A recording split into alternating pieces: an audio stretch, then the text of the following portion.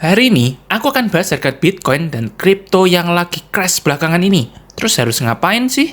Beli lagi, jual, atau ditahan?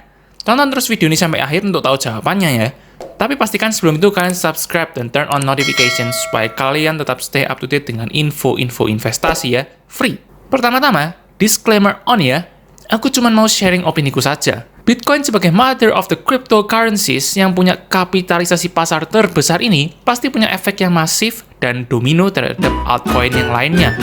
Nah, kemarin-kemarin di pertengahan bulan Mei 2021 itu, si Elon Musk bilang via Twitternya ya, kalau pemakaian Bitcoin itu dampaknya kurang bagus sama environment karena konsumsi listriknya itu besar sekali. Padahal sebelumnya dia juga sendiri yang bilang kalau Bitcoin itu bagus dan diperbolehkan untuk beli Tesla sebagai payment method. Masa sih orang sekelas Elon Musk beli Bitcoin dengan triliunan rupiah nggak pakai analisa? Kan pasti sudah lah ya. Twitter Elon Musk yang di-follow oleh 55 juta orang ternyata direspon secara negatif oleh orang-orang dan dampaknya langsung kerasa banget ya. BTC minus 30% lebih, ETH, BNB minus 40% lebih. Bahkan waktu itu aku iseng-iseng nyari top gainers di crypto itu hampir nggak ada sama sekali. Tapi harga BTC kan tidak hanya ditentukan oleh seseorang saja kan. Tanpa Elon, BTC juga tidak akan punah kan. Coba aja yang ngomong kemarin kalau BTC nggak support sama environment itu aku. Subscribersku aja masih 1000-an gini. Mau ngomong apapun, sebagus apapun analisaku, orang juga nggak bakal pay attention kan. Kecuali beda ya kalau subscribersku sudah 100.000 orang atau 1 juta orang, mungkin ada efeknya sedikit lah. Karena kita harus ingat ya, di balik ketakutan juga pasti ada kesempatan kan. Nah, di saat orang-orang pada panic selling dan jualan, pasti ada juga orang yang mau beli di harga bawah kan. Enggak cuman berita Tesla, berita China yang nge-ban kripto juga keluar di saat yang tidak tepat. Nah, terkadang berita itu malah nggak buat tenang, tapi malah buat panik ya. Terus, pertanyaannya sekarang, kita harus ngapain sih? Harus dijual, beli lagi, atau hold? Kalau kalian yang mana nih? Komen di bawah ya. Mungkin kita harus tanya dulu sama diri kita lagi. Tujuannya itu apa sih masuk ke kripto? Investing, trading, atau cuma sekedar ikut-ikutan karena potensi profitnya yang besar? Kalau memang mau invest, kalian kan bisa ya hold atau bisa juga buy the dip, tapi nggak asal sembarang beli gitu ya.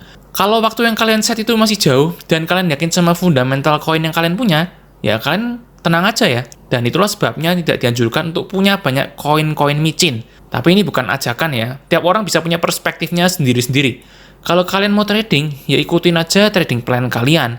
Itulah kenapa bisa mungkin kalian pakai uang yang dialokasikan atau benar-benar nganggur ke kripto ya. Jadi mau naik banyak, turun banyak, kalian tetap santai aja. Nggak mantau market terus dan supaya psikologinya tetap terjaga.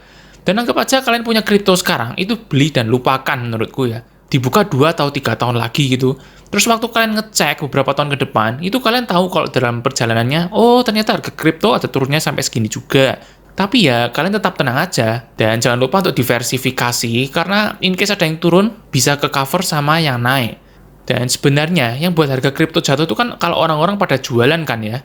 Itulah kenapa daripada terpancing emosi, kalau aku punya usul, mending koin-koin kripto yang aku beli itu, aku lock staking aja. Jadi juga nambah-nambah porsi koinnya kan. Dan kalau market pun merah, aku juga nggak terpancing untuk jualan. Oke, jadi kalian mau ngapain nih sekarang? Mau beli lagi? Mau dijualkah? Atau mau ditahan? Let me know in comments ya. Dan di next video, aku akan coba bahas kenapa sih invest di crypto itu menarik. Dan as always, aku akan kasih ke kalian quotes sebagai closing statement video ini, yang kali ini dari Bill Gates. We always overestimate the change that will occur in the next 2 years, and underestimate the change that will occur in the next 10. Jadi kita sering berekspektasi berlebihan tentang apa yang akan terjadi dalam 2 tahun ke depan, dan malah menganggap enteng apa yang akan terjadi di 10 tahun yang ke depan. Jadi menurut kalian gimana sih? Kalau kalian ada pertanyaan, please feel free untuk tanya via komen di bawah di YouTube-ku, atau kalian juga bisa DM personal Instagram-ku @kevinorlando, O-nya double. Dan kalau kalian merasa terbantu dengan video ini, please like, share, dan subscribe. Dan kita akan berjumpa lagi minggu depan hari Kamis setiap jam 17.15 ya. Thank you!